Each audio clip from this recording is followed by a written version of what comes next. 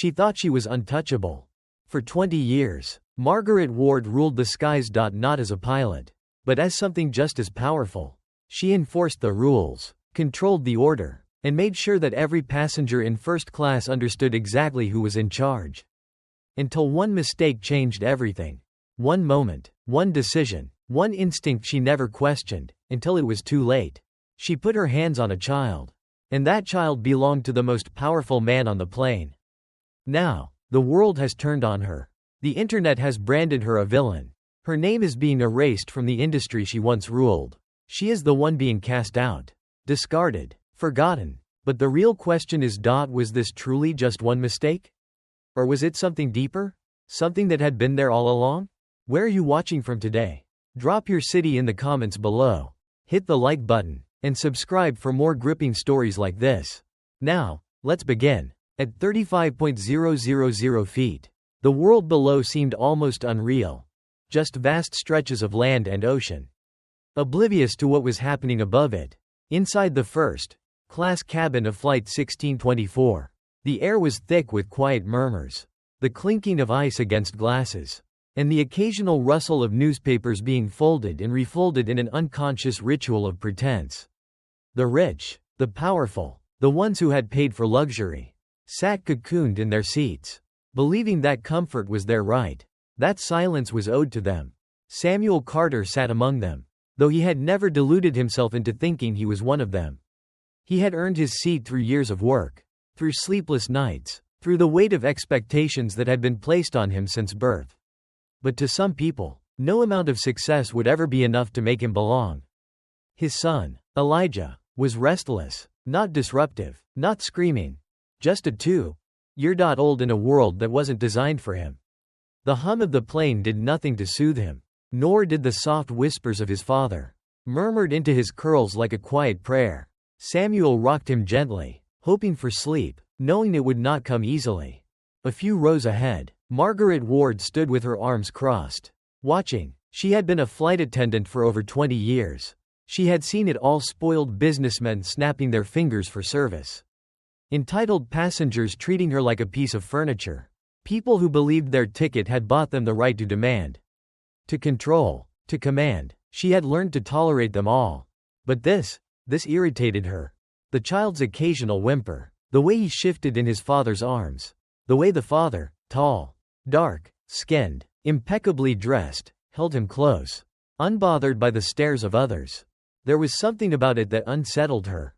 She smoothed down the front of her uniform, pressing out wrinkles that weren't there. Then, with a click of her polished heels against the carpet, she moved down the aisle, her posture stiff with authority. She had worked too long, served too many flights, to allow disorder in her cabin.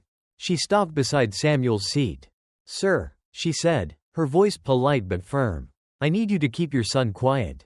The other passengers are trying to relax." Samuel looked up at her, his expression calm but unwavering. "I'm doing my best," he said evenly. "He's just tired." Margaret exhaled sharply, a sound just short of a sigh. "Try harder," she said, her voice just low enough that no one else could hear. Samuel's lips parted slightly, but before he could speak, Elijah shifted again. His small foot brushed against Margaret's skirt, a movement so slight, so innocent, that it should not have meant anything. But it did. Margaret stiffened, her face shifting into something unreadable. And before she even thought about it, before reason could intervene, she reached down and grabbed the child's tiny wrist. And then she smacked his hand. Not hard, but enough to make the boy flinch, his soft whimper sharpening into a cry. Enough to make Samuel freeze. Enough to make the entire row of passengers turn, their eyes widening, their conversations dying mid-sentence. For a moment, there was silence. Then, slowly, deliberately, Samuel lifted his son into the crook of his arm, cradling him, his touch suddenly protective in a way that Margaret could not mistake. He looked up at her, and the temperature of the cabin shifted. The quiet war that had always existed, the one that most people pretended not to see. The one that people like Samuel had learned to navigate with measured smiles and careful words, had just erupted into something no longer silent. "What did you just do?" The voice did not come from Samuel. It came from somewhere 2 rows ahead. A man who had, until now, Been silent. Margaret turned her head and froze. The murmurs in the cabin rose like a tide. Someone whispered under their breath. That's Marcus Gray, the owner of the airline.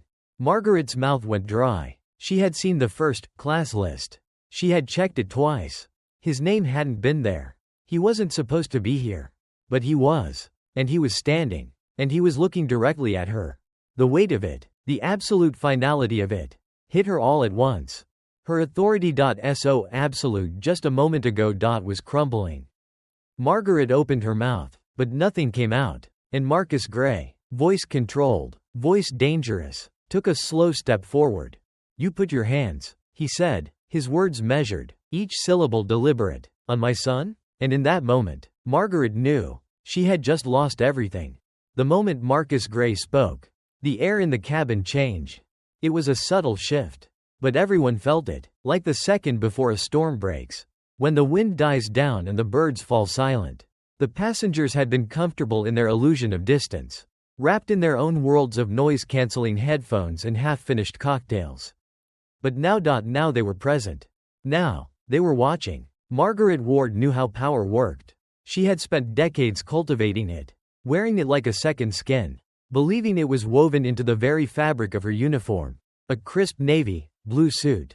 A nameplate that read Senior Flight Attendant. A voice that commanded without question. These things made her untouchable. Or so she had thought. Because now, she stood before the owner of the airline. A man who held in his hand something far greater than authority. He held finality. She had made a mistake that, in another world, in another time, would have gone unnoticed. If the father had been different. If the child had been different. If she had been a little more careful. Perhaps this moment would have passed like so many before it. But the father was not different. He was Samuel Carter, a black man with money, with success, with a kind of patience that had been forced upon him by a lifetime of unspoken battles. And the child was not different. He was Elijah, a black boy who would one day grow into a black man. And the world had just taught him, in the softest but most brutal way, what that meant. And Marcus Gray, he was not different either. He had seen this before, had lived it, had known it, had watched it happen to men like Samuel, to boys like Elijah, to himself. He had learned that power was something men like him were rarely allowed to hold for long. Even when they earned it, even when they built it, there was always someone waiting to take it away. Margaret swallowed hard, forcing herself to stand tall. Sir, I assure you. Marcus raised a hand, just that, no yelling, no theatrics. Just a single raised hand. It was enough. The cabin, already quiet, grew still. He turned to the other flight attendants. His voice low but unwavering. Get me the captain. A young attendant, Noelle. Her name tag read hesitated only for a moment before nodding and hurrying toward the cockpit. Margaret felt a flash of something sharp in her chest. Sir, I don't think we need to escalate this. Marcus turned to her then. And there was something in his eyes that made her stomach drop. You don't? His voice was calm, but there was something beneath it. Something coiled and dangerous. You think laying hands on my child is a minor issue? Margaret licked her lips. She could feel her authority slipping, like sand through her fingers. She needed to regain control. Mr. Gray, I had no way of knowing who you were, she said, lowering her voice, hoping to reason with him. Marcus chuckled. It was a sound without humor. So, if I were someone else. If I were just another black man on this plane, that would have made it okay? Margaret felt her mouth go dry. A few rows away, passengers exchanged glances. Some looked uncomfortable. Others seemed entirely too interested. A man pulled out his phone not to record, but to check the airline's website, to confirm what the whispers were already spreading. Marcus Gray owns this airline. The confirmation rippled through the cabin like a match dropped onto dry grass. Margaret's heart pounded. This wasn't just a problem anymore. This wasn't just a reprimand. A write-up. A difficult conversation with management. This was career-ending. And she had the terrible, suffocating realization that it was already too late to stop it.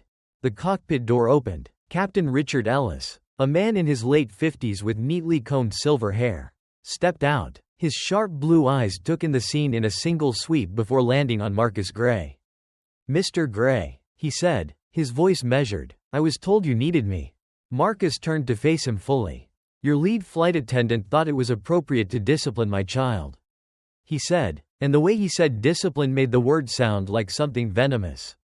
Something rotten. Captain Ellis's gaze flickered to Margaret. His expression did not change. But something in his eyes cooled. Is that true? Margaret hesitated. For the first time in her life. She felt truly unmoored. What was she supposed to say? Deny it? No. Too many people had seen it. Justify it? No, there was no justification. So, she did the only thing she could do. I may have misjudged the situation, she said, her voice barely above a whisper. Marcus exhaled sharply, shaking his head. That's the best you can do?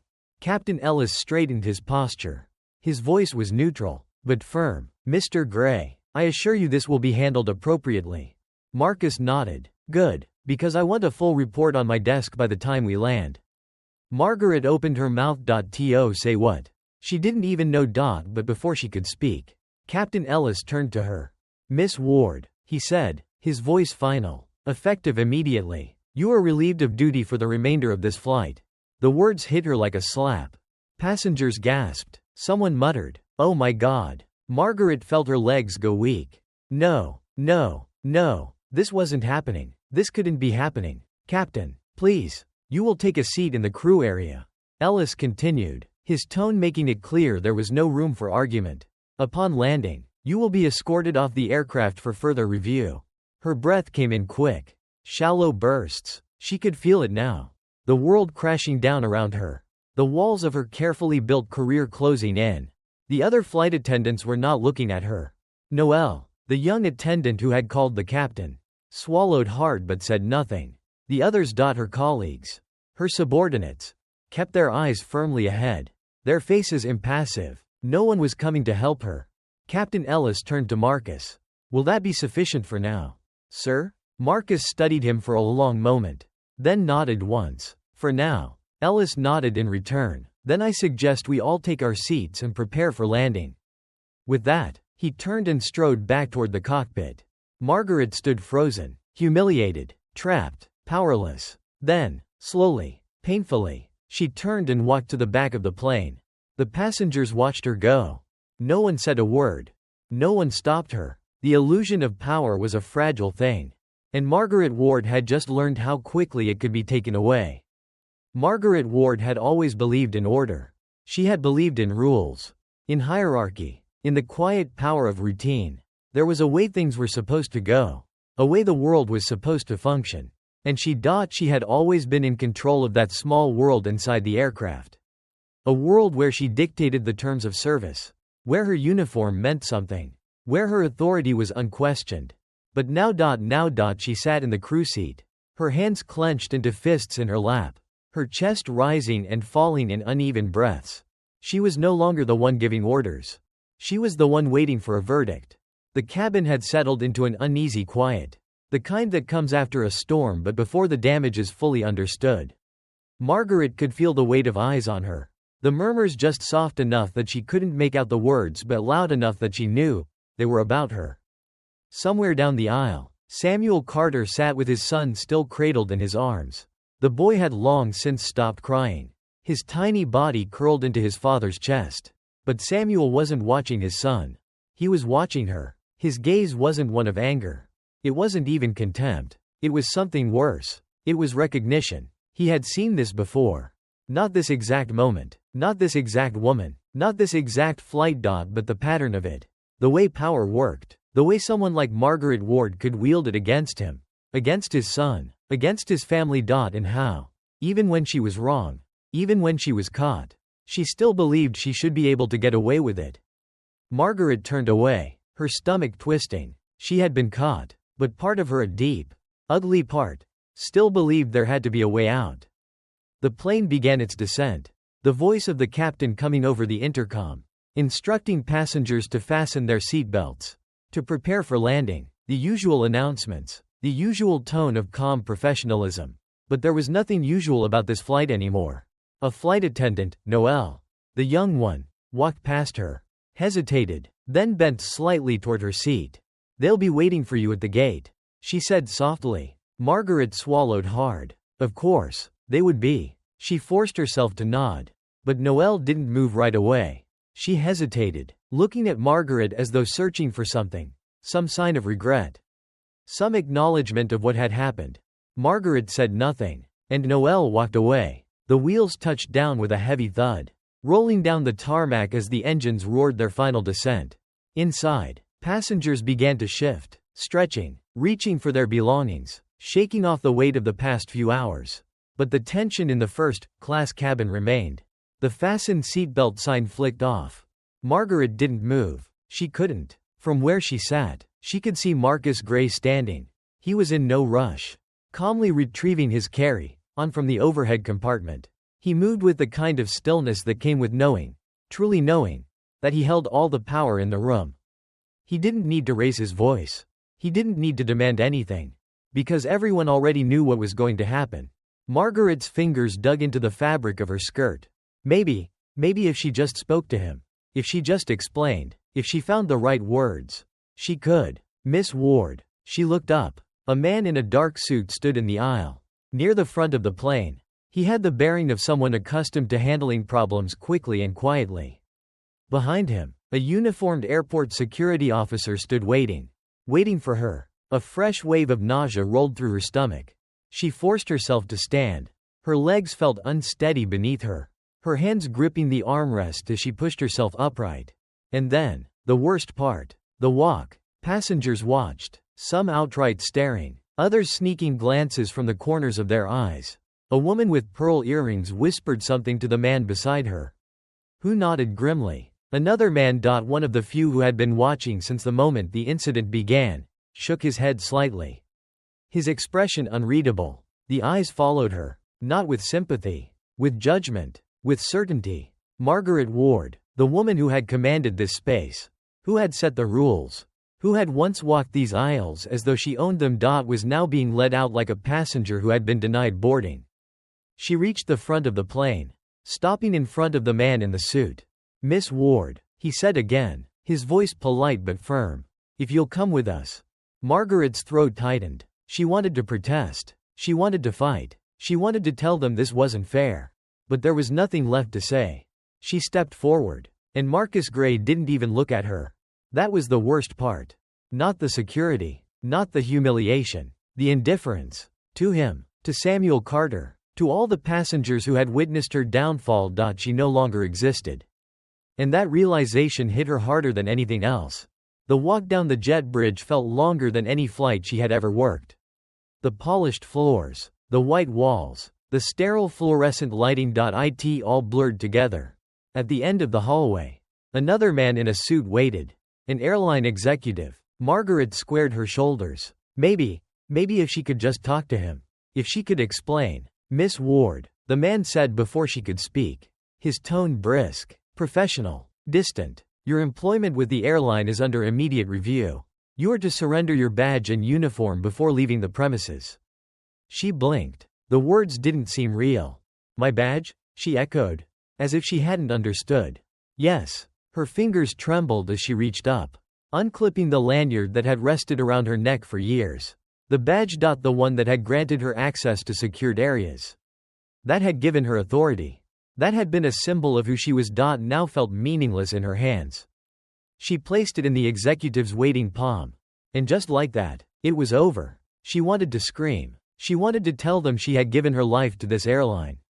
That she had worked flights with no sleep. That she had spent birthdays in the sky. That she had dedicated herself to this career. That she had earned her place. But none of that mattered. Because all it had taken was one moment. One decision.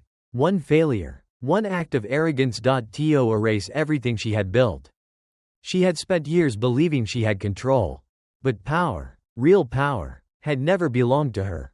It belonged to the man who had walked off that plane without ever sparing her a second glance. And now she was nothing more than a cautionary tale.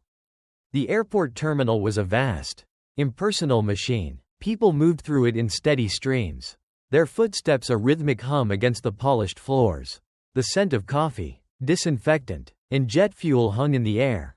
The smell of transition, people coming, people going, but never standing still. Margaret Ward had always been part of that rhythm. She had walked through these corridors as someone who belonged. She had known the shortcuts, the hidden lounges, the unspoken rules of this world. But now, she stood outside of it. She had been escorted through the jet bridge, down the service hall, past the break rooms and crew lounges she had once claimed as her own.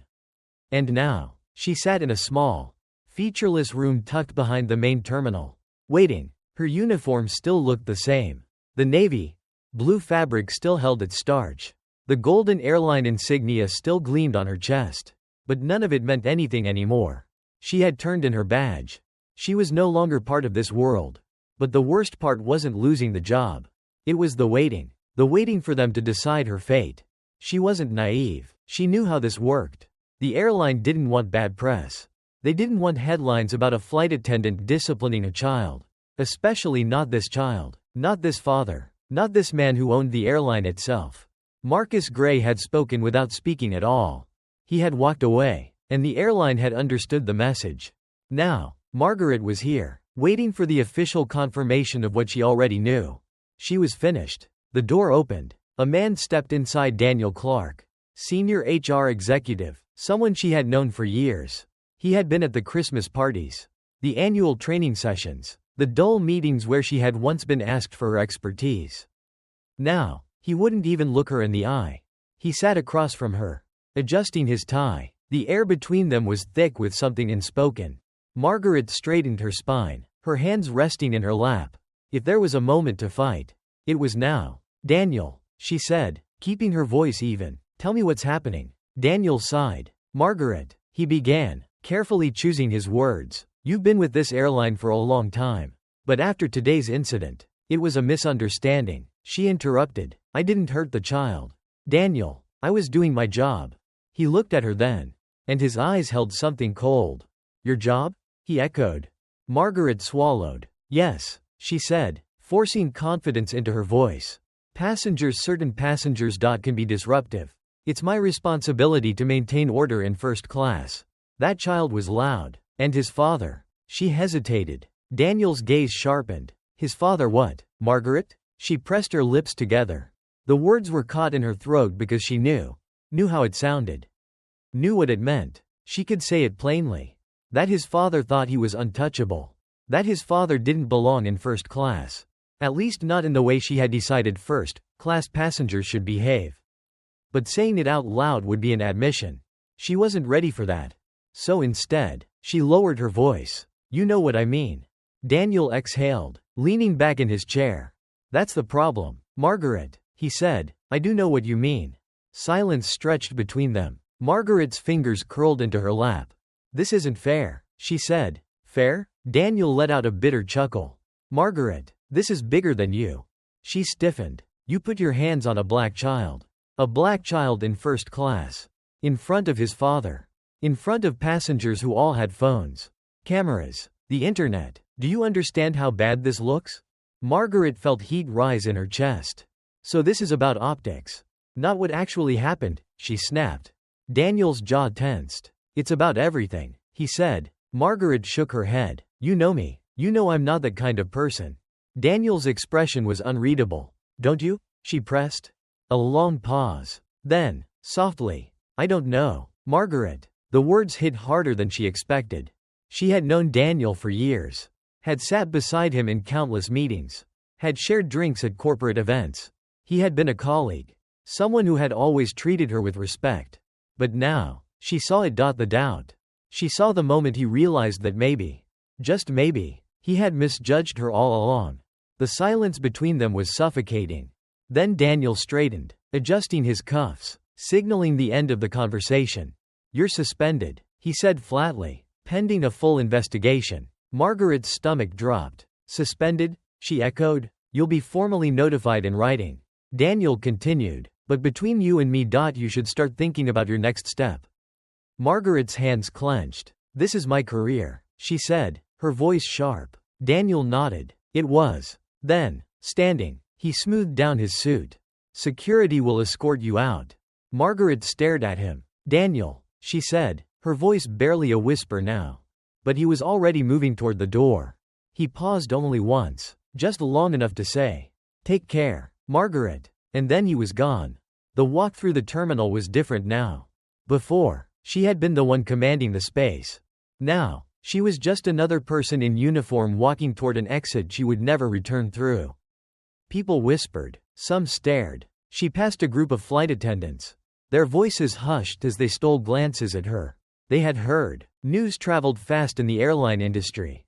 By the time she reached the exit, she was shaking. A gust of cold air hit her as the doors slid open. And suddenly, she was outside. No more security clearance. No more access. She wasn't an airline employee anymore. She was just Margaret Ward. And for the first time in her life, she had no idea where to go. She reached for her phone. Her hands were shaking as she scrolled through her contacts, searching for someone. Anyone who could fix this. She found a name, James O'Connell. A senior executive, someone who could pull strings. She pressed the call button, holding the phone to her ear. It rang once, twice. Then, Margaret. Her breath hitched. James, thank God. Don't. The single word stopped her cold. James. Margaret, listen to me. His voice was quiet, heavy. It's over. Margaret's pulse pounded. No, it's not. I just need to explain.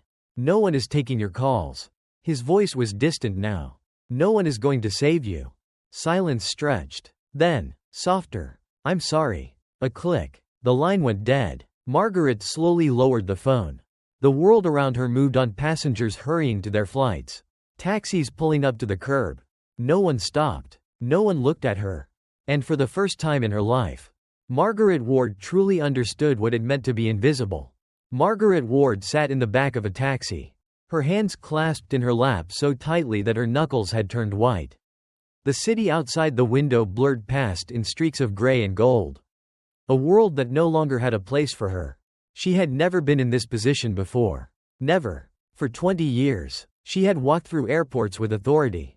Had moved through the world with the quiet confidence of someone who believed they belonged. She had mattered. Now, she was just another passenger. No uniform, no badge, no power. And worse, she could feel the world shifting around her. The internet, the endless stream of people watching, judging, condemning. She unlocked her phone with trembling hands. And there it was. Her name, her face, the video. Captured from a passenger's phone, grainy, but clear enough. Her reaching down, her grabbing the child's wrist. The slap, the stunned silence. And then, the words that had sealed her fate. You put your hands on my son? The comments flooded in beneath it. Disgusting. She should never work again. She thought she could get away with it. She thought no one would say anything. I bet she's been doing this for years. How many other black passengers has she treated this way? Fire her. Make sure she never flies again. Margaret let out a slow, shaky breath. The speed of it, that's what stunned her the most. It had only been a few hours. But already, the world had made up its mind. The taxi pulled up to a stoplight. Outside, people walked along the sidewalks, oblivious to the war waging inside her. She saw a group of young women staring at their phones, their faces twisting in amusement, in judgment. One of them turned. For a brief, horrible second, their eyes met through the car window. Recognition. Margaret's stomach dropped. She knew that look. And then, the girl lifted her phone, aimed the camera directly at her. Margaret flinched. The girl laughed, nudging her friend. A whisper, a shared smirk. Margaret felt sick. She ducked her head, her hands gripping the fabric of her skirt like it was the only thing tethering her to the ground. Drive, she told the taxi driver, her voice barely above a whisper. He gave her a glance through the mirror, then shifted the car into motion. She should have gone home. She should have locked the door, shut out the world, waited for the storm to pass. But instead, her fingers found another number. Elliot Haynes, senior administrator, someone with influence, someone who had once respected her. She dialed. It rang once, twice. Then, Margaret. Relief flooded her chest. Elliot, thank God. I need help, she said quickly. You have to talk to the board. You have to make them see. They've already made their decision. The words hit like a slap. Margaret's breath caught. No, she said. They can't without hearing me out? Without letting me explain? There was a long silence on the other end. Then Elliot spoke, his voice tired. Margaret, you don't get it, do you? She blinked. What? You didn't just piss off some passenger. You didn't just lose your temper with some kid. His voice dropped lower, more measured. You picked the wrong person to mess with. Margaret swallowed, heat rising in her chest. I didn't. You did. A pause. You put your hands on the son of a black billionaire. You did it in first class. You did it in front of dozens of witnesses. And you did it while representing an airline that prides itself on its commitment to diversity and inclusion. Margaret's stomach twisted. This is ridiculous. She snapped. This isn't about race. Of course, it's about race. Elliot cut her off. It's always about race. You just never had to think about it before. Silence. Margaret's breath came in shallow gasps. You think I'm a racist? Elliot let out a humorless chuckle. I think you're a white woman who thought she could get away with something because she's gotten away with it before. The words hit. Margaret opened her mouth to argue. To defend herself. To say anything but nothing came out. Elliot sighed. I'm telling you this because I know you.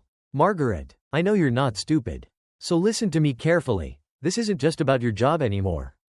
Her pulse pounded. What do you mean? I mean Marcus Gray isn't just letting you go quietly. He's making sure you don't work in aviation again. The world tilted. No, she whispered. Yes. Her fingers dug into her knee. Your name is already flagged in every major airline system. You won't get another job. You won't get another flight crew to back you up. You're done. Her vision blurred. I can sue. On what grounds? Elliot's voice was flat. For being fired after physically reprimanding a child? After being caught on video? After the entire country has decided they want your head? Margaret's throat closed. I can go to the press, she said. A pause. Then Elliot's voice came through. Softer this time. Margaret, if you do that, Marcus Gray will make sure you don't just lose your job. He will make sure you lose everything. She believed him. The line was quiet for a long time. Then, almost gently, start thinking about what comes next. Click. The call ended. Margaret sat there, staring at the phone in her hand, her breath coming in uneven gasps. This wasn't just about today. This wasn't just about this one mistake. This was everything. Her career, her name, her entire life. She had spent years controlling people, making sure they followed the rules. Now, she was the one being erased. And for the first time, Margaret Ward understood what it felt like to be powerless. Margaret Ward sat alone in a hotel room that wasn't hers. In a city that no longer felt familiar. The walls were beige, the carpet stiff, the air stale with the scent of cheap air freshener. The kind of room meant for people passing through, not for people who had nowhere else to go. Her suitcase sat unopened by the door. It felt wrong to unpack, as if doing so would make this real. Because this wasn't real. It couldn't be real. But the world outside didn't care what she believed. Her phone sat on the nightstand, face down, as if she could ignore the weight of it. She had stopped checking the news. Had stopped refreshing the headlines. Had stopped watching the videos of herself that were being played over and over. Dissected by strangers who spoke about her like she was a villain in a story they already knew the ending to. She wasn't a villain. She had been a professional. A woman who had dedicated 20 years of her life to order. To discipline. To keeping things exactly as they should be. But what had she been keeping in order? That was the question that haunted her now. She had always known the rules. She had enforced them. Passengers sat when they were told. They spoke at the appropriate volume. They followed instructions without complaint. And if they did not, she made sure they did. It had never been about cruelty. Not to her. It had been about control. And yet, what had happened on that plane? Why had she felt that sharp irritation? That tightening in her chest? The instant she saw the father and son in first class? Why had she thought, not in words, not consciously, but in a feeling as old as the country she lived in, that they didn't belong? She closed her eyes. She didn't want to see it.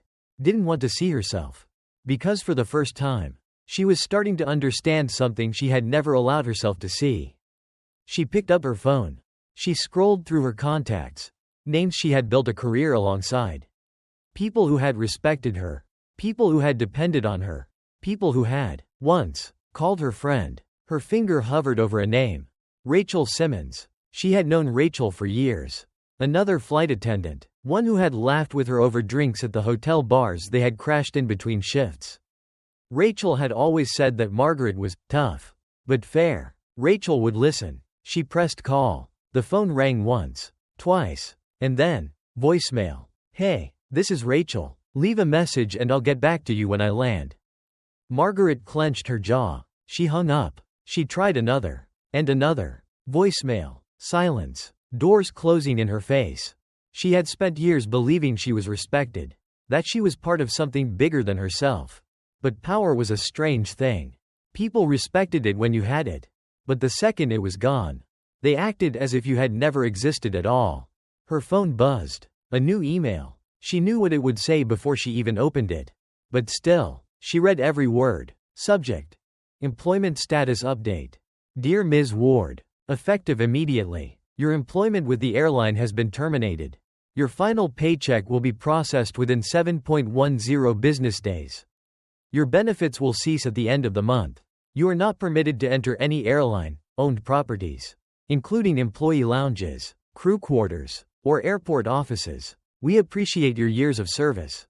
Best regards. Human Resources Department. Margaret stared at the screen. It was all so clinical. 20 years of loyalty. 20 years of long shifts, of exhaustion, of sacrifice. And it was reduced to a few paragraphs in an email. She let the phone drop onto the bed beside her. There was nothing left to check.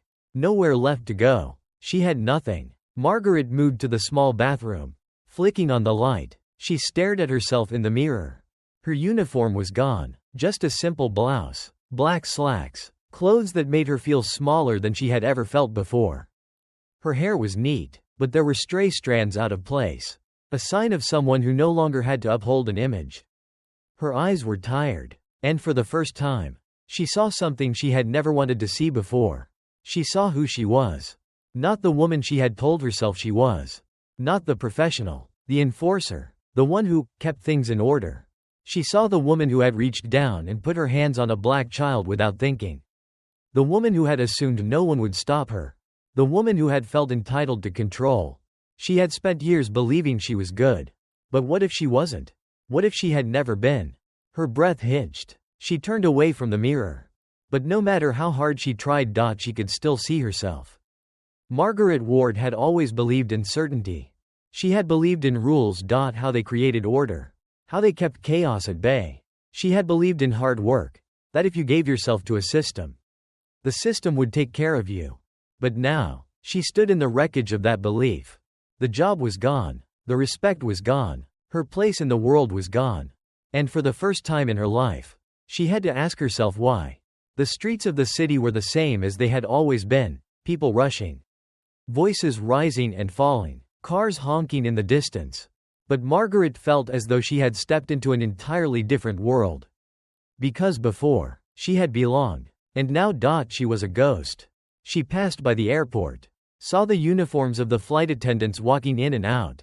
Their suitcases rolling behind them in perfect, practiced motion. She had done that thousands of times. And now, she never would again. She wanted to stop someone to say, I was one of you. I was important. I mattered. But no one looked at her. No one cared. She wasn't Margaret Ward, senior flight attendant. She was Margaret Ward, the woman from the video. And there was nowhere to hide from that. Her feet carried her somewhere without thinking, a diner she had gone to for years. A place where the waitresses knew her order before she even sat down. She stepped inside. The bell over the door chimed. The smell of coffee, bacon grease, and something sweet lingered in the air. And then, the silence. Not true silence. People were still talking. The radio still hummed in the background. But there was a shift, a pause in conversation. A glance exchanged between two strangers. And then, she felt it. The eyes. They recognized her. A woman in the corner booth, stirring cream into her coffee. Let her spoon rest against the porcelain as she whispered something to the man across from her. A man at the counter, half turned in his stool, looking at her with a mixture of curiosity and something sharper. Margaret walked stiffly to a booth, setting her purse down. She wanted to pretend this wasn't happening. A waitress approached, not the usual one. Coffee? The woman asked. Her voice polite but clipped. Margaret hesitated. The waitress had served her before, had smiled before, had asked about her day before. But now, there was nothing but distance. Yes, Margaret murmured. The woman nodded, but there was no warmth in it. Just routine, just obligation. The coffee came, steaming and dark. Margaret wrapped her fingers around the mug. as if holding on to something solid might ground her. She told herself it didn't matter. But the truth was it did. Because what was happening here, in this diner, was what had always happened to other people. The ones who had been whispered about. The ones who had walked into rooms where they weren't welcome. The ones who had felt the weight of being judged before they even spoke. And now, she was the one carrying that weight. The door to the diner swung open. A man stepped inside, brushing the chill from his coat. Samuel Carter. Margaret's breath hitched. For a moment, she thought she was imagining him, that her mind had conjured him from the depths of her guilt. But he was real, and he had seen her. His eyes flicked toward her, recognition settling in an instant. For a second, Margaret expected something, anything. Anger, disgust, satisfaction. But Samuel just looked at her. Not as an enemy, not as a villain, but as something even worse. As someone who was no longer worth thinking about. Margaret knew that look. She had given that look. She had given it to passengers she thought were beneath her. To people she had dismissed as unimportant. To the faces she never really saw. And now it had been turned on her. Samuel walked past her without another glance. And that was the moment she truly understood. Because the world had already moved on without her. She had spent 20 years believing she had control. But control had been an illusion. And now, she was just another forgotten name in a scandal that would soon be replaced by another. Margaret set her coffee down, her hands trembling. For the first time, she understood what it felt like to be invisible. And there was nothing she could do to change it. Margaret Ward walked the city streets, her heels clicking against the pavement, the sound lost in the sea of movement around her. She was no longer part of that movement. She had spent her life believing she was untouchable. She had spent years enforcing the rules, ensuring that order was maintained. Her version of order, her version of control. Now, she had no control. She had been cast out, and the world had moved on without her. Her hands shook as she held her phone, scrolling through emails that weren't there. No job offers, no sympathetic messages from former colleagues. Nothing but silence. She had applied to smaller airlines, to hospitality jobs, to anything that would take her. But each time, the response was the same. We appreciate your application. At this time, we have chosen to move forward with other candidates. She knew what that meant. She was blacklisted. Her name was no longer just a name. It was a cautionary tale. It was a warning whispered in boardrooms. A scandal referenced in training sessions. Don't be like her. Don't think you're untouchable. She thought about Marcus Gray, the man who had walked off that plane without ever raising his voice. He had decided, and the world had listened. Margaret had spent her entire career believing she held power. But real power had never belonged to her. It belonged to men like him. And now, she had been erased. She had stopped checking the articles. Had stopped reading the comments. Had stopped looking for some defense. Some argument. Some excuse that would let her believe she had been wronged. But the world had already decided who she was. She had watched it happen before. To people on the news. To public figures caught in scandals. To nameless faces who became symbols for something bigger than themselves. She had seen the outrage. She had heard people say, they deserve it. And now, they were saying it about her. The irony burned. Because for years, she had never cared when it happened to someone else. Now, it was her drowning in the fire. And no one was coming to pull her out. She dialed a number. She didn't think. She just did it. The line rang. And then, hello? A voice she had never expected to hear again. Samuel Carter. Her breath caught. She should have hung up. But instead. She whispered. I'm sorry. A pause. Not a cruel one. Not an angry one. Just a pause. Then, Samuel's voice. Quiet. Steady. Why are you telling me this? Margaret swallowed. But she didn't know. She didn't know what she wanted from him. Forgiveness? An acknowledgement that she wasn't as bad as they said she was? Some reassurance that this wasn't about race. That she hadn't done what she had done for the reasons she feared most. But Samuel didn't fill the silence for her. He didn't give her an easy way out. She had to sit with it. Finally, he said, you should have thought about this before you put your hands on my child. A lump formed in her throat. I wasn't thinking, she admitted. She stopped. Because the truth was worse than that. She had been thinking. She had been thinking, this is my cabin. She had been thinking, this is my authority. She had been thinking, They should be grateful to be here at all. And she had acted accordingly. She closed her eyes. She had spent her life believing that racism was something loud, something violent, something that only belonged to the worst kinds of people. But now she understood something far more dangerous. Racism was quiet. It was casual. It was instinctive. It was in the way she had dismissed Samuel Carter before he had even opened his mouth. It was in the way she had touched his son like she had the right to. It was in the way she had assumed that no one, not even the child's father, would challenge her. It was in the way she had thought she could control the narrative. But the world had turned on her. And now, she was the one who was unwanted. Samuel exhaled on the other end of the line. And then, with the same certainty Marcus Gray had carried on that plane, he hung up. Margaret sat in her hotel room, staring at the phone, knowing she would never call him again. The city moved on outside. The news cycle would eventually find someone new to tear apart. But Margaret Ward would never get her life back. She had spent 20 years believing she was the one setting the rules. And now, she understood what it felt like to have the rules set against you. The weight of it was crushing. And for the first time, she realized, this was how it had always been. For some people, this feeling was everyday life. For some people, this was America. For some people, this was what it meant to never be given the benefit of the doubt. And Margaret Ward, she was finally learning what it meant to be powerless. The question was, would she learn anything else?